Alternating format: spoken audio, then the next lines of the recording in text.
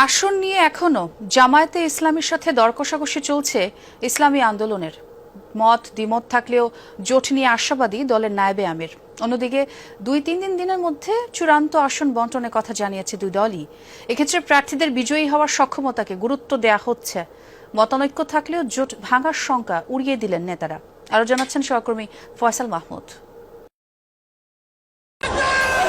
ইসলামপন্থীদের vote এক বাক্সে আনার লক্ষ্যে গত সেপ্টেম্বরে আত্মপ্রকাশ করে 8 দলীয় জোট। নির্বাচনকে সামনে রেখে গণভোট সহ 5 দাবিতে বিভাগীয় সমাবেশ সহ ধারাবাহিক কর্মসূচি পালন করে দলগুলো। গত 8 ডিসেম্বর থেকে আসন ভাগাভাগির আলোচনা চললেও এখন পর্যন্ত চূড়ান্ত সমঝোতা হয়নি। তাই তো 272 আসনে মনোনয়নপত্র জমা দিয়েছে ইসলামী আন্দোলনের প্রার্থীরা, আর 276 আসনে মনোনয়নপত্র জমা দেয় জামায়াতে ইসলামী। আসন নিয়ে দুদলের দর কষাকষির মধ্যে জোটভুক্ত হয় নতুন করে 3 দল। ইসলামী আন্দোলনের দাবি, শরিকদের সাথে আলোচনা ছাড়াই এনসিপি, এলডিপি ও এবি পার্টিকে জোটে নেওয়া হয়েছে। এরপর অনেকটা প্রকাশ্যে আসে বিভক্তি, যদিও আলোচনার টেবিলে সমাধানের পথ খোলা রেখেছে দুদলই।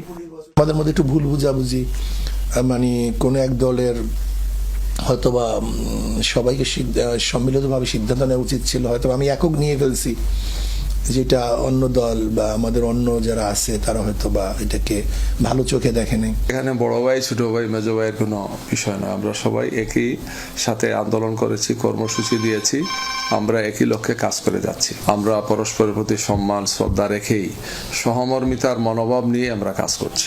নির্বাচনী মাঠে এমন মতবিরোধ স্বাভাবিক বলে মনে করে ইসলামী আন্দোলন ও জামায়াতে ইসলামী। আগামী 2-3 দিনের মধ্যে আসন চূড়ান্ত হবে বলেও আশা নেতাদের। আমাদের মধ্যে যতটুকু সমস্যা হয়েছে অ্যালায়েন্সের ব্যাপারে আশা করি সমাধানযোগ্য এবং সমাধান হয়েও যাবে। সবাই আন্তরিকতা আছে এবং আমাদের মধ্যে বৈঠক হচ্ছে, রেগুলারই বৈঠক হচ্ছে, আলোচনা হচ্ছে। আশা করি ইনশাআল্লাহ একটা সমাধানের পথে আমরা চলব। রাজনীতিতে তো ভিন্নমত থাকে, প্রত্যাশা থাকে, এই সব কিছু মিলে আমরা সর্বোচ্চ চেষ্টা করছি যে স্ব অবস্থান থেকে প্রয়োজনীয় ছাড় দিয়ে হলেও ঐক্যটাকে ধরে রাখা এবং আসন সমঝোতাটাকে যাতে সবাই মেনে নেন, এই ধরনের একটা সিদ্ধান্তে পৌঁছার চেষ্টা করা হচ্ছে। মতভেদ, ভুল বোঝাবুঝি থাকলেও জোট নিয়ে আশাবাদী ইসলামী আন্দোলনের নায়েবে আমির। সেই সাথে উড়িয়ে দেন জোট ভাঙার শঙ্কাও।